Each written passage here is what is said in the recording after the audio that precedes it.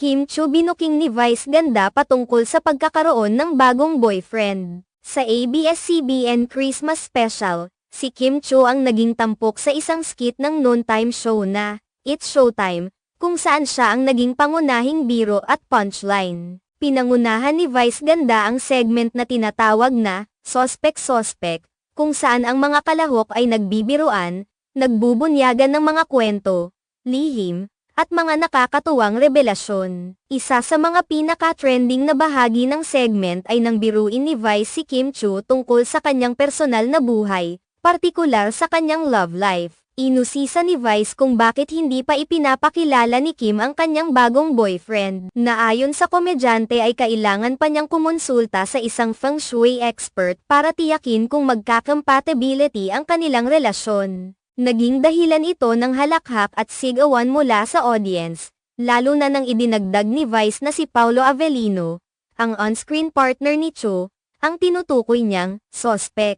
Ang biro ni Vice ay ikinover ng mga tanong at hirit mula sa mga kasamahan sa show, ngunit hindi ito inasahan ni Kim. Ayon kay Kim, nagulat siya sa pagiging bahagi ng usapan, at sinabi niyang, sospek, bakit apat yung sa akin? Hindi ako ready. Nakalimutan ko tuloy yung sospek ko. Ipinakita ni Kim na hindi siya handa sa mga intriga at biro na ibinato sa kanya. Kaya't naging isang nakakatuwang eksena ito na nagbigay aliw sa mga manunood. Dahil sa mga biro na ito, lalo pang lumakas ang usapan tungkol sa kanyang personal na buhay. Ngunit hindi pinalampas ni Vice ganda ang pagkakataon para magbigay pa ng isang kwento tungkol kay Kim. Sa backstage, inilabas ni Vice ang isang nakakatawang detalye na may isang lalaking nakasuot ng sombrero na bumisita sa dressing room ni Kim. Ang lalaking ito, na hindi pinangalanan ni Vice, ay tinukoy ni Kim bilang si Paolo Avellino, na naging kontrobersyal na usapin dahil sa kanilang matinding tambalan sa teleserye. Nang tanungin si Kim tungkol sa bisitang ito, hindi na siya nag-atubili at kinumpirma ang sinabi ni Vice. Ang pangyayaring ito ay nagbigay ng maraming reaksyon mula sa mga netizens at fans. Bagamat ang buong segment ay puno ng biro at kwelang tanong,